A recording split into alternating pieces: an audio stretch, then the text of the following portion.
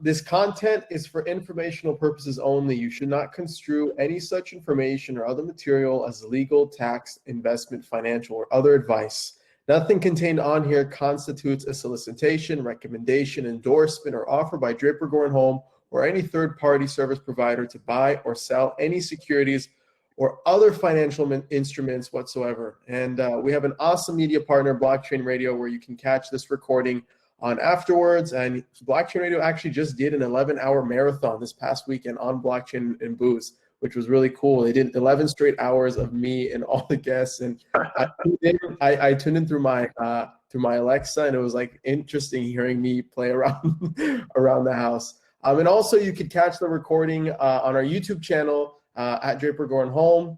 And today we have a very special guest with us, Ian. How you doing, Ian? Thank you for joining us. We're going to be talking all about blockchain, crypto regulation, smart policy, and your time in your political career in general, right? So welcome to Blockchain and Booze, my friend. No, thank you for having me. I'm excited about it. You know, you guys are all, both of you and everybody watching us, a lot more educated in the space of blockchain, but you know, I have a little bit of relevant political experience, being one of the only folks actually working on this from a policy standpoint in the state legislature. So I'm excited to talk about this stuff. I love it, and I'm really excited about the future that this technology holds. Awesome. And I think before we kind of dive into like the sticky questions, maybe just give us an intro, who you are, what you've been doing the last 10 years, and all that good stuff. Yeah, of course. So I grew up, my parents actually divorced when I was really young. And so my mom moved down to Southern California. My dad stayed in the Whittier area. And my dad was a longtime politician representing kind of San Gabriel Valley area. He was elected to the state assembly in 1982, then the Senate in 1990, and then again in the state assembly in 2006. But I was born in 85, and so I grew up around politics and learned the value of public service at a really early age. And of course, always told him that I would never do what he does. Politics is his life, not mine. You know, I because of where my mom lived and my proximity to the ocean, I started surfing, and I did that a lot. I gained a lot of sponsors. I did a lot of traveling, a lot of competing. You know, Hurley International was my main sponsor.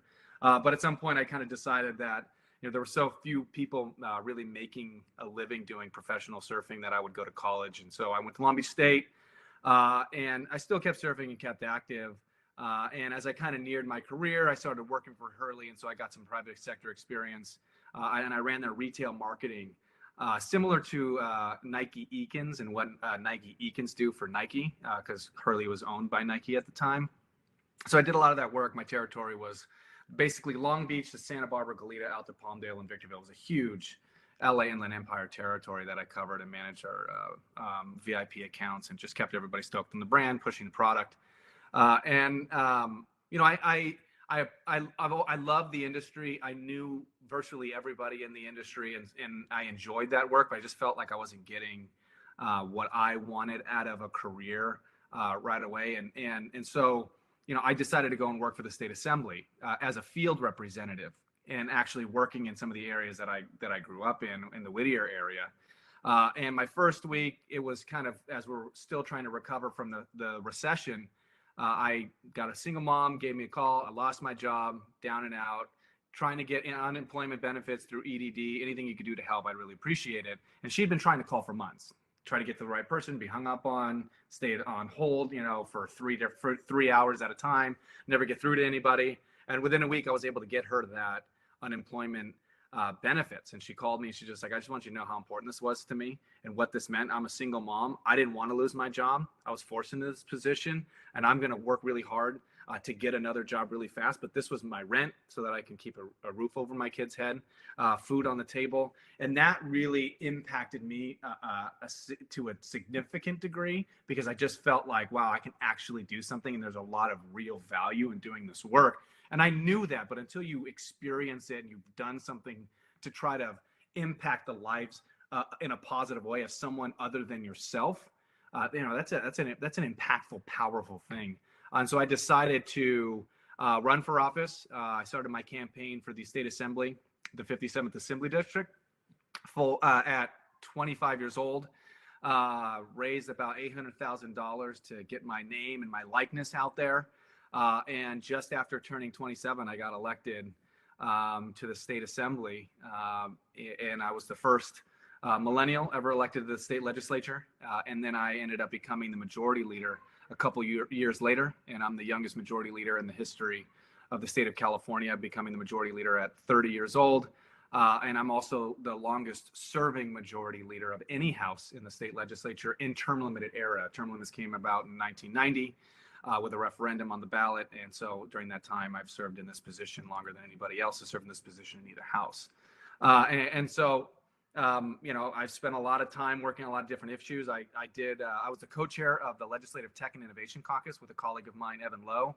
It was something I tried to start beforehand, but it was hard to get before he got to the legislature, and he's out in the Silicon Valley area, Campbell. And it was kind of tough to get the caucus started without him, because I couldn't get a lot of interest. But when he got there, and we can kind of, approach it from this north-south, representation perspective, we were able to get members to join, member companies to join, and it was just a lot of fun. But then, I kind of happened upon blockchain. And then I just got really interested in wanting to write some policy, just because I feel like there's so much potential for this technology and what it can do. I mean, and really, it kind of started with, voter engagement and being able to at some point vote on this. And I think that blockchain, the technology, is going to enable that one day and increase voter participation. But there's just so much more to that, and we can get into that. But that's kind of my story and my background in a nutshell. And to finish it off, I've left the legislature. This was my last year. I served 8 years in the state assembly. I decided to step away just because you have to be full-time pretty much in Sacramento. My life is in Southern California. I have 3 really young kids. And so I ended up, stepping away and starting my own consulting firm, consulting and strategic advising firm, Majority Advisors. I launched that on December 1st, and it's been really great. There's been a lot of interest. And I get to continue to work on issues and in the areas that I worked on when I was in the legislature, and things that interest me, including blockchain. Yeah, it's super cool because, like you said, there aren't a lot of, I guess, political representatives in the space. It's growing, right? There's more and more, and then I feel like more and more come into the picture every time there's a new Bitcoin cycle for whatever reason, right? You being a millennial, you being one of the first, or the first, you said, millennial to join a group like you did, and you being so purpose driven, right? And joining and kind of pursuing a political career based off that story that you told us. How does blockchain now come into the picture of this, right? So you're a very purpose driven person. You want to serve the people, right? What is it about this technology that kind of motivated you to take more of that technological route, right? And build policy and push these working groups to kind of better the space as a whole?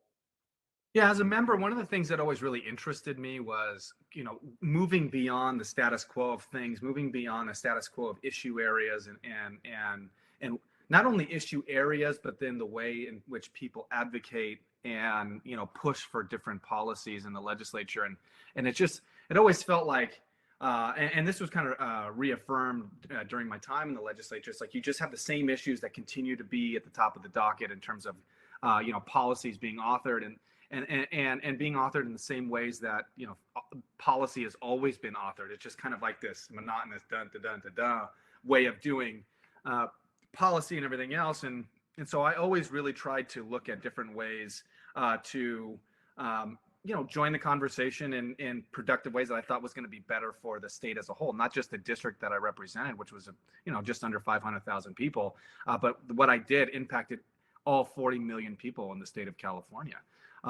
So, I was looking, I worked a lot in the tech space, but then blockchain kind of happened upon me. And I tried to look into it a little bit. And like I said, getting to this position of, okay, this is a technology that I thought was a little bit difficult to understand.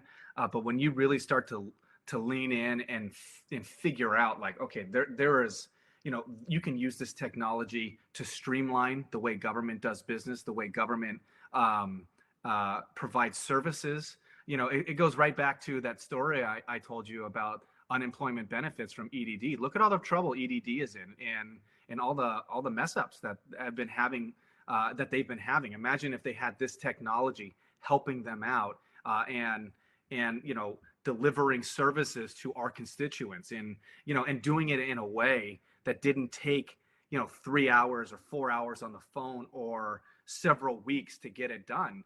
And government, we want nothing more than to provide these services to people, but we're so fucking bad at doing it.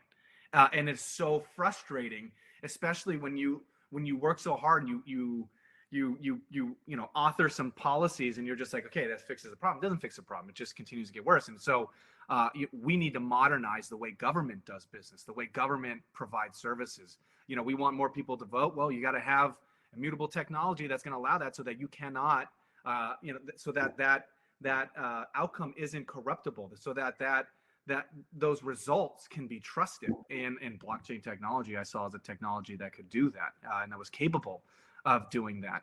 But there's just a whole host of issues. But I thought, here's something that, I feel like the state should be weighing in a little bit, at the very least, providing some policy to try to attract these businesses. So what I did was I authored a bill specifically to create a blockchain working group that was run by GovOps, which is within the governor's office. And it's just to provide policy recommendations to the legislature on the best uses and practices of blockchain, and create some type of definition around blockchain. My bill loosely defined it as something pretty shitty, but because it's really complicated. And when we started working in the blockchain working group, was just a lot of different interests of, a lot of, company, entrepreneurial engagement, consumer protection side, to the academic side, political government side. And, I think the single hardest thing that we tried to work through, beyond offering these policy suggestions, was how to define blockchain. And I wish I had it up, otherwise I'd read exactly, do that. I'd read that and how we define that. But it's just, you have to, within government, you need recognition, but also at the same time, you can't be too prescriptive, because then you limit the ways in which that technology can be beneficial, but then not so broad that it really doesn't, speak to the technology in general, and, doesn't really provide the type of protections. But, a lot of folks that I talk to within this space, it's, guardrails and some recognition from government is really needed, and it's just kind of like this thing that people hold at arm's length. But if we could get some real policy making around this technology, real engagement from regulatory agencies, like the Department of Business Oversight, I really feel like California, if we act fast, we can just be this huge, blockchain crypto hub where businesses are coming here. And so, and we're benefiting in that way from the state. The state has a lot more say around how do you govern, and regulate this technology. And, we benefit as a state as a whole. So I really feel like, my efforts were really dedicated towards bringing this technology into the light, so that people and members could stop being so afraid of it, because, they hear blockchain or crypto and they just think, oh, there's nefarious ways in which it's used, and we don't want to touch it. We don't want to allow that. I mean, I authored a crypto bill to basically say, AB 2150, which basically said that, cryptocurrencies are not securities, because based on what the work that the SEC has done, they've already said they don't qualify as a security. When you apply the Howey test, they don't qualify as a security. So what I tried to do is, which I thought was low-hanging fruit, was exempt them from securities law. And I got it out of the assembly with a huge bipartisan vote. But then I got it, and that's with the DAs losing their shit, the district attorneys. But then the Department of Justice came in and said, no, we're going to oppose this. And really, ultimately, the reason why they opposed it is because when there's no certainty, or there's no specificity around the laws governing this policy, you can come out and you can prosecute in a lot of different ways. And so that's really shitty from a company's perspective, because why are you going to do business in a state where anybody can kind of come at you, and the only adjudication is actually going to court and having the Howey test applied to you, and being adjudicated or having it relent that way. And so when the Department of Justice came in and said, okay, we're out, we're opposed, I switched the bill to being a kind of like a safe harbor, a corporate safe harbor like Delaware, but for California for this technology and cryptocurrency specifically. I ended up getting held in Senate appropriations, and so I couldn't get it to the Senate floor, and that was my last year, so that was a disappointment. But I worked with DBO on it. DBO, the Department of Business Oversight, they're into it, and I think that that's something that they would be willing to do.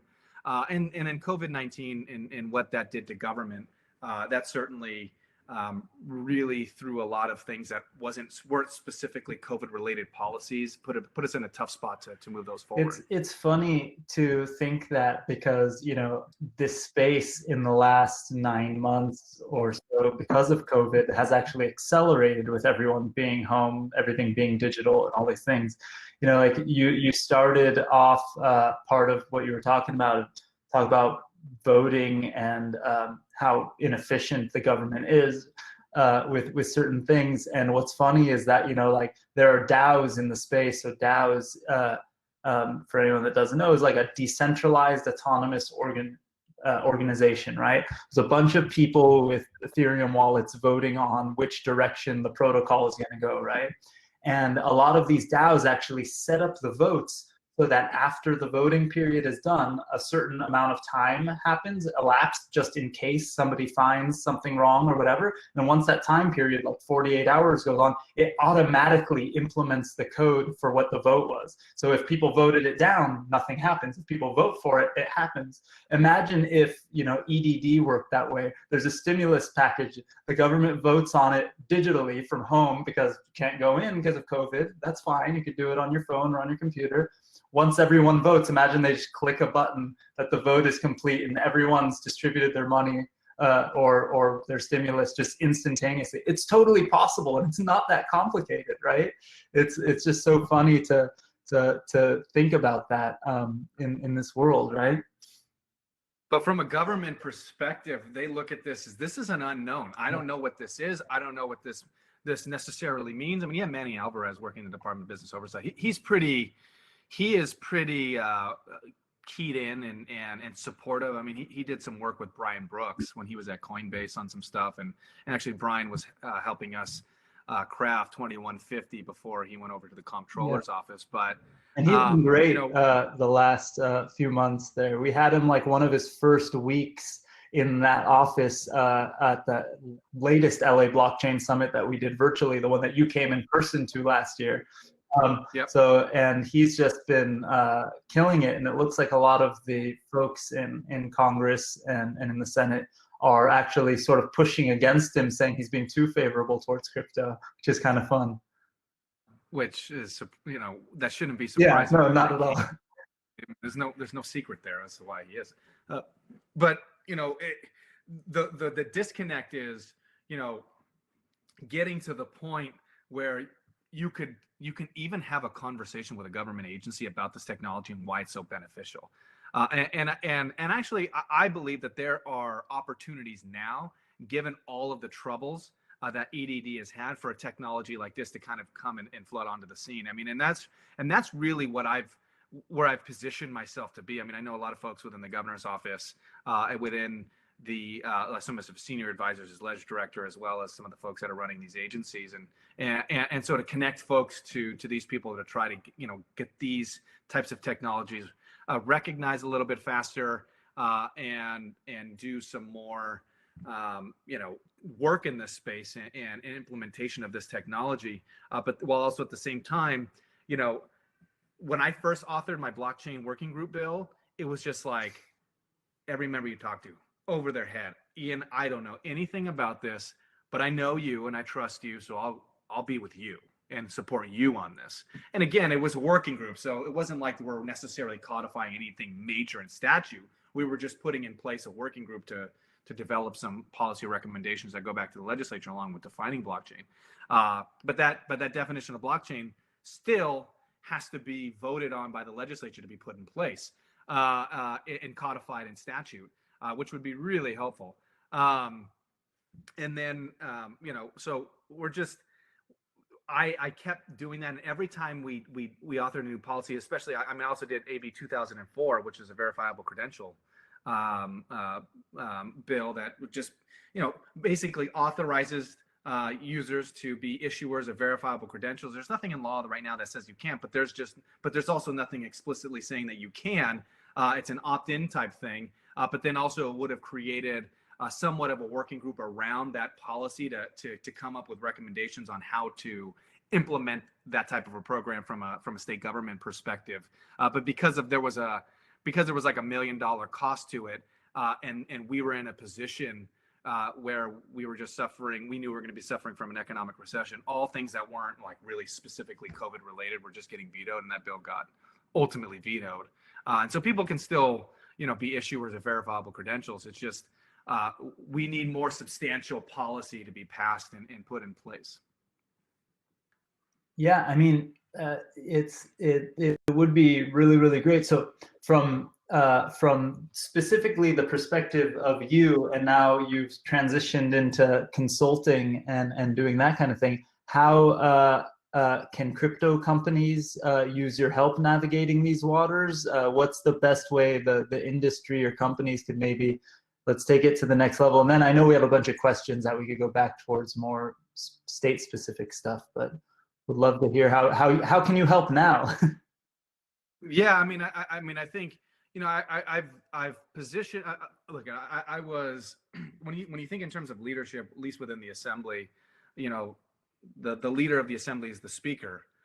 Below the speaker was myself as the majority leader, and I have the relationships within the legislature, and I'm banned from lobbying the legislature for a year, but I'm not likely to lobby anyways, even after that year ban is done. But I have relationships with these people, so it's more like, okay, connecting folks and having a conversation, building a team that's actually going to make a difference when it comes to advocacy. So not just me on the consulting side, but then who do you have as a lobbyist that's pushing these things? Ali Medina. I don't know if you guys are familiar with Ali Medina, with the Blockchain Coalition. She we did a lot of work with her, but and she has a lobbyist, Nimala Pappas in Sacramento, and so they work on stuff, and she's been able to be successful. She worked with us on the 2150 crypto. She worked up with us on the verifiable credentials 2004. But it's okay, what do you want to do? Who's your team? I can work directly with your team and connect you with folks that need you need to be connected to it in order to be successful. But if you don't have a team, I can help you build a team. And then it's just developing a plan in terms of, okay, what is it that you're looking to do, and where's the best place to start? Authoring a policy, how a bill becomes a law, all these types of things. I did this. I know this intimately. I know the people that I know the players from both houses, including the governor. And so it's just using that relevant experience in my relationships to push these policies and allow for there to be a conversation where there might not have been without my involvement. And then also working within the governor's office, because I take a look at this space right now, and I just see nothing but opportunity when it comes to, okay, tracking and verifiable credentials with the COVID-19 vaccine. I did a lot of work in entertainment sector, specifically movies. They're going back to work because they're creating these bubbles, and you test in, you stay in, test, quarantine, get in, and then you don't leave. You leave, you got to test again to get back in. But things can happen if you can have some type of verifiable credential system where it's like, okay, hey, I'm keeping you updated, production updated with where I'm at, what I've been doing, how I'm feeling, and then at the same time I'm being tested. This is when I got tested. This is who's issuing it, and it's somebody that's approved to issue that verifiable credential and everything else. So there's just a lot of this in this space where I feel like tracking the vaccine and who gets vaccinated and making sure we're not tracking people, but being able to say, I got the first round. Here's a reminder that I'm going to need my second round of the vaccination because it's a two-step process. You know, if I need to get back to work, I can show this is when I was tested, or this is when I got my vaccination. I've had that first round. I've had both rounds. I just feel like there's just so many applications, you know, helping the government better track where there's like automation, essentially, right? Automating that entire process. Right. And, you know, and I just feel like you could use blockchain technology and it would be very relevant right now dealing with COVID and making sure we're getting people vaccinated. We understand where we're at in that process, and we can rely on that information. Whereas I don't know how they're tracking it now. I don't know what mechanisms they're using. And again, as we've seen, like with EDD and the disbursements of benefits, you don't know who's getting what. And if they're using those same tools to track vaccinations and you know where the vaccinations are at, you know, and everything else, you know, I feel like blockchain could streamline that and make it more efficient. You know, one thing you brought up in the beginning when you were telling us more about your story and your background is the specific example of voting from your phone, right? Whether that be for local elections, state elections, you know, or the U.S. elections. It might be, the question might be kind of going on a limb here, but how far away do you think we are from actually, I guess, engaging in a voting process from our phones, from our laptops, rather than going to a physical location and casting ballots or casting ballots from home, from like mail-in ballots, for example? You know, I feel like we just got further from that in this last election. We didn't get closer to it. You know, mail voting it's no secret. It's been around for decades. And quite honestly, Republicans have used it more than Democrats. And, you know,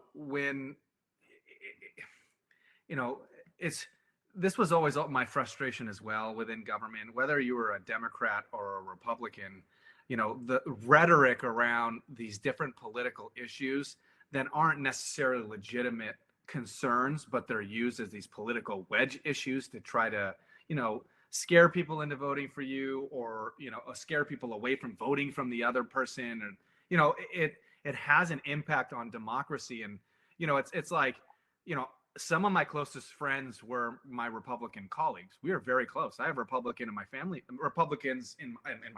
That doesn't make them less family. It's not about that. My problem was always well, it's hard. I know. But now it's, you know, relationships are being destroyed because of it. I mean, you know, but for me, it's like, you know, when I talk to folks and, you know, the whole Trump issue, the issue for me was never the Republican Party. It was always just Trump and what he represented because of the dangers I saw that he was posing to our democracy. And then when you see this play out and the rhetoric that he's been using and how, you know, really the leaders, you know, haven't been pushing back against that. You know, in politics, reality isn't reality, perception is reality. So if you cannot, you know, definitively say this did not happen, it might as well have happened. You're not going to you're not going to convince people otherwise. I mean, look at the shit that people believe now. I mean, and you know, it's just like, you know, if it comes from, if it's you know, confirmation bias, it's just confirming what I want to see, regardless if it's fact or not. That's what people are attracted to. And that's what they want. And you know, so we had this issue with mail-in ballots, and it was you know, Trump said he was going to do this. He projected this. He was very clear that he was going to undermine in this way. And you know, he was going to accept the results as long as he won. And if he didn't, it was going to be fraud. I mean, he said this. He said this himself. And so we knew it was going to come. But because he did that, now something that we've been using for decades. And I'm telling you, I've used this, and they've been used in my elections, everybody, all elections, you know, for the last couple of decades. You know, that has been undermined, where you have 75% of one of the country's major political parties that believes that this election was a sham and that it was stolen from the president, and that with zero evidence, with, you know, 59 court cases being lost, of finding zero proof that there's been fraud. Now you're in a position where, you know, people believe it. And so, you know, now you're going to go to cell phones and, you know, you're going to start talking about Russia. You're going to start talking about China, and, you know, everybody's idea of how information is stored on these servers and can be hacked and manipulated. the idea of blockchain, it's going to go over their head. They're not going to understand it. They're going to be like, no, I don't think that, I talked to 10 people today and all of them said we're voting for this guy. And then this guy won. That's bullshit because I saw it myself. And so that must have been hacked by China. China did it. And there's no doubt, influence being, things that are happening. It's a double-edged sword with technology too, because we curate our own, bubbles online, right? Like all of the people we follow on Twitter are the people we choose to follow on Twitter. All the people that we have on Facebook or Instagram, we choose to be connected to. And so then you get this echo chamber also. And some of the it's sort of been happening since the beginning of social media, and now we're getting to some kind of probably some tipping point in some direction with the news and everything else. But like, it used to be a joke, right? I actually, my first like legit real job in tech was at MySpace, and it used to be a joke, like when you would say something like, well, I read it on the internet, so it must be true, and we would joke about how you could like, this was at the time when The Onion and stuff like that became like real. And it was so funny to watch your friends and family and people fall for the stupid fake headlines. And now real life, like, there are like, versions of that in real life that are, my parents will send me a text, oh my God, did you see this? And you're like, that's not even a real news source. That's just some BS, it's absolutely crazy. And nobody's trusting it, right? Like we went from, oh, this is one of the best things for humanity to this is one of the worst things for humanity in like a span of a year or two. Or even the algorithms in search engines like Google, I put something in because I want to learn something. Well, they're going to show me what they believe I want to see, not unedited factual information. That's what will make the sources. It's going to be the worst, and that's for both sides. This isn't a left-right issue.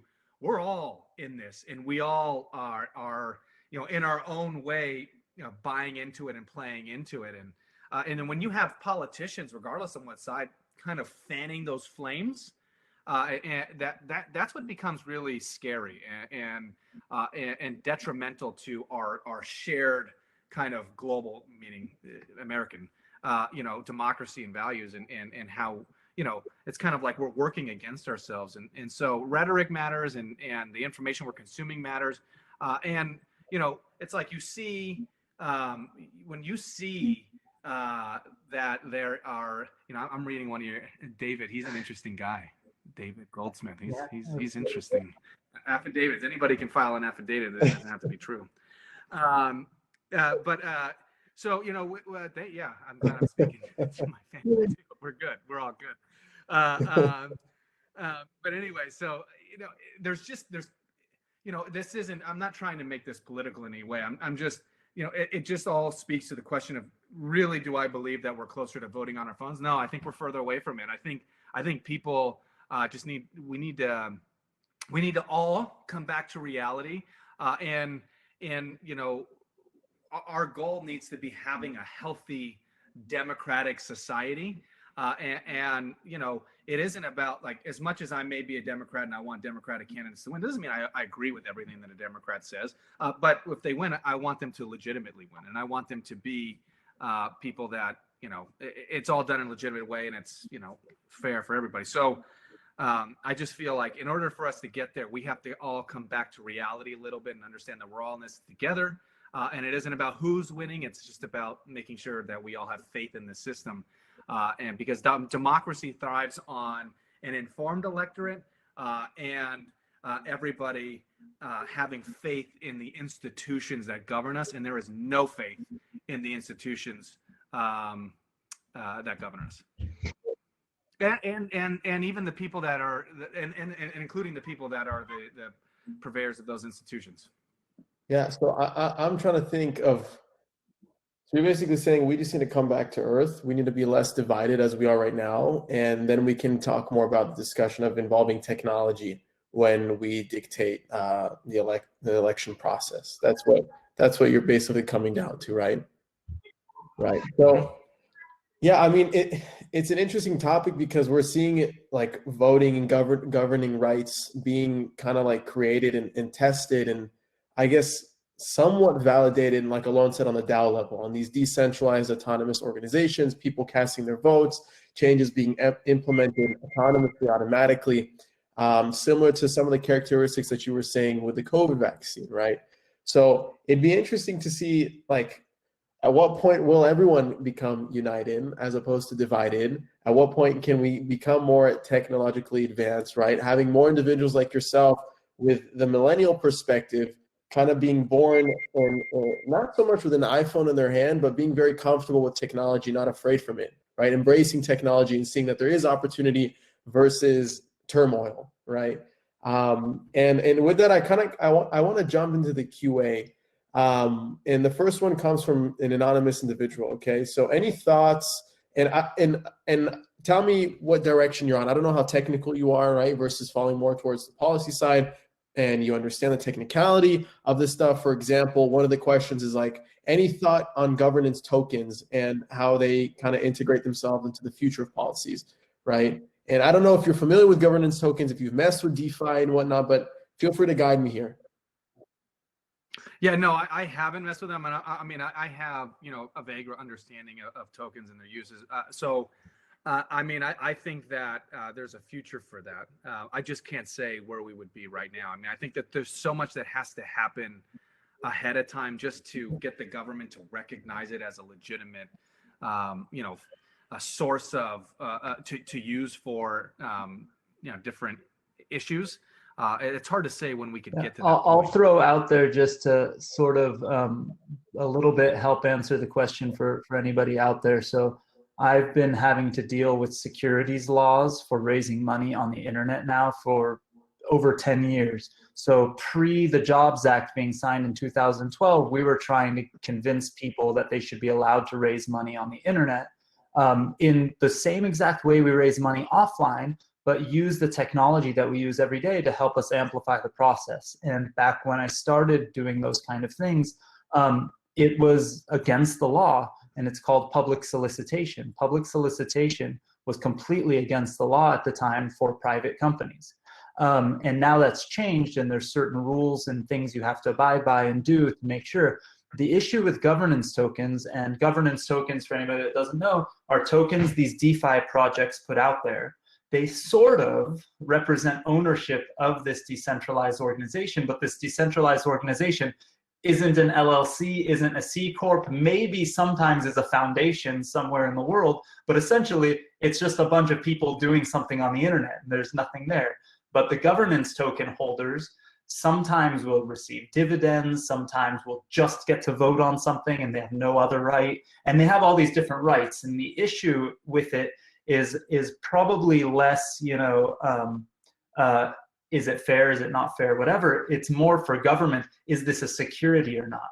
Because most of them, people are really, really hasty to launch them, right? And they just want to, yeah, Joe, my shirt, sorry, just went back to the chat. But the issue with them is that companies will just go on, or not companies, DAOs, decentralized organizations, will just come out there and be like, we have a governance token, and they'll just throw it out there and start selling them before they have enough decentralization, before they have a product. And if you sell something that represents ownership of something you haven't launched yet, you're never going to convince the regulators that it wasn't a security. So now you just, did securities fraud, whether you meant to or not, whether you had good or bad intentions. And securities fraud, unfortunately, in the United States is a pretty intense crime. You don't ever want to get caught doing that. So you want to make sure you have a product launch. You want to make sure it actually is decentralized. You want to make sure that one person isn't just, running the whole thing and pretending like it's decentralized. All those things are things you have to do as entrepreneurs to make sure, you're doing it right. And if you do it right, there's no reason why politicians should be against it, because it's innovation happening somewhere in the world, making the world a better place, and it's fair and right. So, but it's, don't think you'll be able to convince anyone that it's all good. I'm just selling these tokens on the internet, and it's like, well, there's, as much as we don't agree on certain policies, we will not, people will agree that the spirit of why certain protections exist for investors were for a good reason at some point, whether or not you believe they're now, too complicated, not actually, helping anyone or whatever. If you want to jump to other questions. Yeah. So I don't know if we can keep going about governance tokens, but it's not going to be fun for anyone other than me. I mean, I guess we'll jump to Christina's question. She's asking, and it's a bit fragmented, so forgive me if I butcher it a bit. As Wyoming law and other states adopt more and more, I'm assuming more of this technology or being more open-minded to this technology, it feels like a Pandora box is now open, okay? Do you see an increase in bipartisan support for blockchain regulation at the state and federal level? It's interesting. Brittany Kaiser actually came to a lot of our, and she was instrumental when it came to what they did over in Wyoming. And I know she worked a lot on that, a couple other folks, but they actually came a lot to our blockchain working group.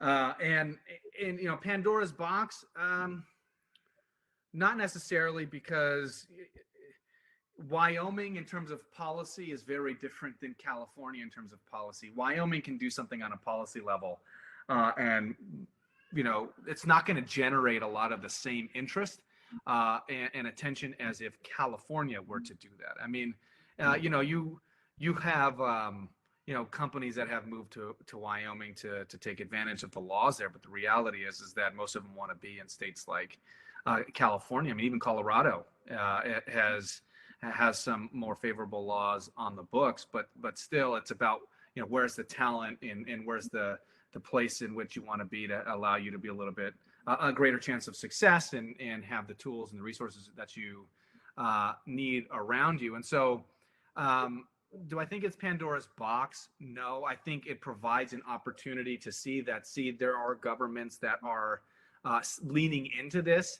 And I used that as a way for us to say, like, look, it's only a matter of time until more states start to move in this direction. Maybe not exactly in terms of what Wyoming is doing, but in some direction. And when this is naturally something that could be beneficial to the state of California and give California kind of like the overarching ability to dictate what policy and regulation looks are in this space. If we wait too long, we're going to lose that opportunity. You're going to lose a lot of investment. You're going to lose a lot of jobs, and you're going to lose the ability to govern, but have regulations not just applicable in California, but a lot of times, there is a benefit to having seamless regulatory standards in not just one state, but in all states. And so, you don't want to be going and trying to do work in all these different states with all these different rules that you have to follow. And so if you can create some standard in California, there's a high likelihood that that's going to be adopted in another state. And when you even look at our privacy laws, you can also go to the federal government where you have a couple members that have verbatim essentially introduced our Consumer Privacy Act in Congress. Now, I went there about a year ago, to talk to them, say, don't do what we did verbatim on privacy, because we kind of had a gun to our head, so to speak. We were under the gun. We had this ballot initiative, and we needed to act quick to get it off of the ballot because of the impact it would have on businesses. But at the same time, we're a leader in that way. And what we do doesn't just have an impact nationally, it has an impact at times internationally. And I know that there are other countries in Europe and everything else that are a little bit further along on this type of regulation than we are. But we really, in California, stand the greatest chance to have the single greatest impact on this technology moving forward. Because if we do it, there's just a huge level of credibility that pops up. And and that's what I've been working towards, and that's what I want to continue to work towards in this role, is to be able to work in this space, to continue to legitimize this technology, to push it into the mainstream, kind of work through that taboo, work through all these things, get it accepted. And I just feel like you win California, you win everywhere. You're just going to win everywhere. And I am just so pro California. I want this state to benefit from this intellectual benefit and this technology. And there's no reason why we shouldn't get that. We are the tech capital of the world. I mean, for now. There's a lot of people sneaking now, away so- lately. Well, blockchain folks, at least incorporating in Wyoming and things like that. But that's about the same as having, a Delaware corporation, and nobody actually goes to Delaware. My wife and I actually joked the other day and talked about, like, does Delaware actually exist? I'm not 100% sure. Interesting question, because they kind of just Hey, the president. Just saying. He says he's from Delaware doesn't mean he's from there. I mean, I've had multiple Delaware corporations. I don't think I've ever been to Delaware. So, right. But I mean, you started that business there, and that's home. That's headquarters, and so ultimately that's what I turned 2150 into, was that safe harbor for this technology in particular, and so I just feel like, if we could pass something like that I know that the Department of Business Oversight is, into and willing to consider, and we can just kind of get this, in front of the governor and sign, I feel like there's just a huge benefit. I mean, not a lot is needed to really attract the industry and have the industry go all in here in California, but California's got to do something, and the more time that passes that they don't do something, so hold on. the worse it gets. Not a lot is needed, right? That's an important point. So what do you think is needed? What's missing that's not there, that's preventing people right now from jumping all into this, right? Are you asking me? I mean, that, I'm asking. I'm throwing folks? the question out there, right? Is it still the confusion behind Bitcoin and blockchain, right? And the difference, thinking that Bitcoin is just like, and the technology was just used for money laundering or criminal activity? Is it still that, like, misconception? What's preventing, like you said, more people kind of to jump in with all feet into something like this? Well, I mean, I think first, there's a fear of prosecution. There's a fear of litigation.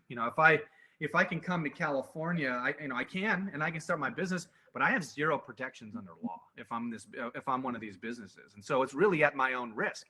So if I'm a blockchain company, and that's what I tried to define what blockchain is, to create some type of loose fitting idea of what blockchain is, to gain some type of basic regulatory framework. And I mean, and it's not just California regulators, state regulators. You're looking at federal government issues, and so they're really relying on. I feel like the industry is really relying on states to step in and create regulation to give them some type of protection.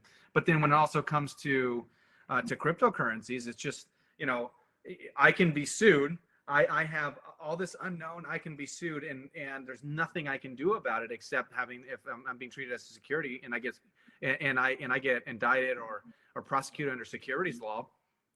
It's the Howey test in court, and that's it for the most part. And that is expensive, and that is just a huge risk.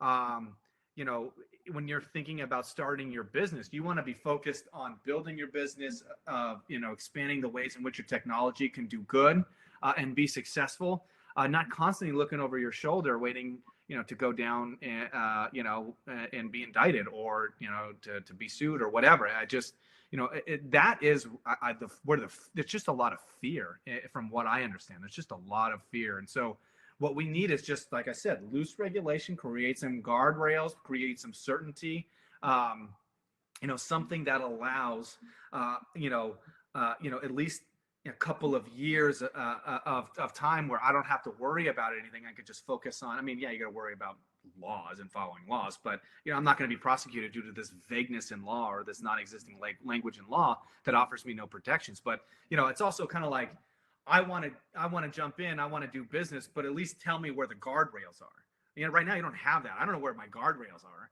I just, it's just kind of like, hold your nose and jump in and pray. You can sort of point at another company that hasn't gotten in trouble yet, so you're like, maybe I'll do what they did, but that's the issue. Is it's one of these situations, and I've known this now from the crowdfunding days before it was legal, and then even after, and all these things, you would tell people, like, either beforehand it was like, you're securities fraud, so be careful, don't do that, whatever. Then afterwards, like, don't do that, the regulation is too extreme, and you're going to basically cut yourself off at the knees as a company because of because you let your neighbor invest in your company, you now have to basically have audited financials as if you're a public company, and that's going to cost you $5 to $10 grand a month. And that's like that doesn't make sense for a small startup, right? That's one or more full-time employees at your company. But and startups fail because they run out of money. So but what you want is not to feel like what Ian is saying, like there's just complete uncertainty. And that's what's scary. Somebody did ask in the chat, I don't think it was in the QA, like if there's a good, if I thought that what they said something about Uniswap and if that path was the right path. And the issue is nobody really knows. I think it's a decent path to follow because, a 10, 15, 20 million dollars worth of VC money went into Uniswap before they did their epic token giveaway thing, airdrop, or however you want to call it. And so those 10, 15 million dollars worth of VC money came from a lot of prominent VCs that probably had really great lawyers that helped them consult on those things. And but we'll see in the next year or two what happens, right? Like it took a couple of years before they went after EOS and Telegram and things like that. And those ones, you saw the difference. One of them, their CEO went on stage and said, this token is going to make you a lot of money. And they basically got shut down completely. The other one raised more money, raised billions of dollars. But from the beginning, they said this token has no value and we're not going to allow anyone in the United States to participate. Wasn't hard for people to participate using a VPN or anything like that, and they pretended maybe that they didn't know that people were doing that, but they told us not to participate and they told us it has no value. And then they spent some of those billions of dollars on really good lawyers to get a slap on the wrist from the SEC. But most companies like Uniswap, even at this point, their tokens are worth probably billions of dollars or whatever they're worth, can do some interesting things. But most companies just raise a few $1 million. A slap on the wrist by the SEC means being out of business. Or if you have to return, one of the main ways you get in trouble when you have securities fraud or whatever is that you have to give all the investors their money back. If you're a crypto company that got your money in some cryptocurrency that now has no value, you don't have the money to give back to everyone, which was a big problem after the 2017 craziness. So anyway, having some at least basic guardrails can help companies navigate if you're based in the US. Well, and I will say, this is something I did want to say earlier when it got brought up, and I just kind of wanted to make this point. It's, from a government's perspective and from like a Department of Justice's perspective, for them, it's like there's transparency and who's doing what, but who is could be anyone. And so, somebody breaks a law or somebody does something, or, their fear is, how can I, prosecute, or how can I go after that bad actor if there really is no way for me to figure out who that bad actor actually is. I see it happening, I can see what they did, but if I don't know who is, then that puts me in a position where I can't go to protect the consumer or protect the business or protect whoever's being defrauded. And I think a lot of where the law enforcement perspective is coming from that place in the Department of Justice, the DAs. I mean, that's what they ultimately end up worrying about. And so this technology is beneficial because the decentralization gives more individual control, which is ultimately, what I think all of us want and where we want to get to. But there is no way to get there without starting off with it being centralized. This technology has to be centralized to gain legitimacy and to continue to move forward. I mean, set aside all the interests that are going to come in and push against a decentralized system until they can control it and implement it and do it their own way, because they're just gonna elbow everybody else out of the way. It's government, and they're not gonna. There has to be this leads to this, leads to that, leads to that. When there is no centralization of something that is legitimate, then you're going to run into problems with government. So I feel like you have to implement this technology, this decentralized technology, in a centralized system, in a centralized way, to gain that comfortability, which down the line could lead to decentralization. But we are. I think it depends on the product. It depends on where people are participating from, and it depends on how you're participating with it, right? Like if it's a DeFi product that needs people to deposit money from their Wells Fargo account, they need to be going through a licensed bank and custodian to do it right and do it legally in the United States. Otherwise, then you're talking about FinCEN and you're talking about money transfer licenses and essentially becoming a bank and things like that, which is not what anyone wants to do, but what they legally have to do, right?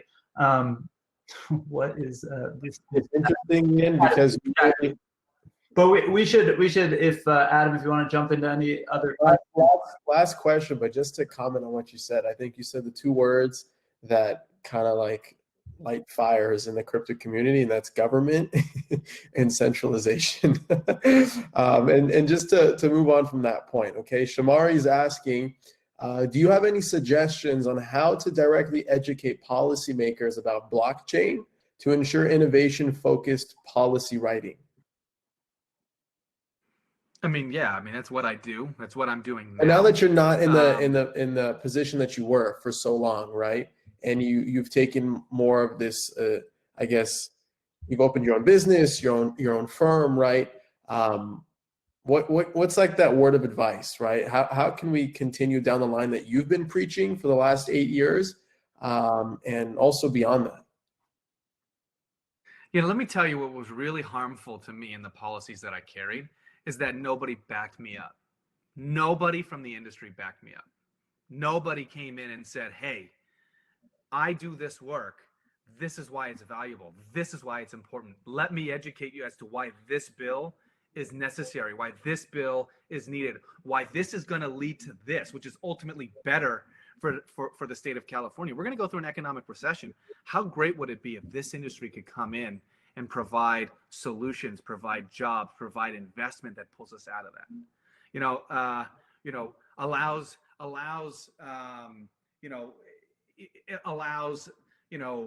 cannabis. We have this cannabis industry in the state of California that's really not doing much because of the taxation, the regulation, the lack of enforcement on bad actors. It's like payment. It's you can't bank unless you're using a state bank. So there's just all these obstacles that maybe blockchain and this technology could help and allow this industry to engage more in ways that allow it to be better and easier to do business and ultimately generate more money for the state to help bring us out of this recession, because there's more jobs being created, which generates ultimately more revenue for the state and investments being made and so on and so forth. So, for me, I just felt like the challenge was just like I never got any support. I mean, Alon Medina creating her association, that's one thing, but it's just, where was the voice? Where were all these companies, all these startups?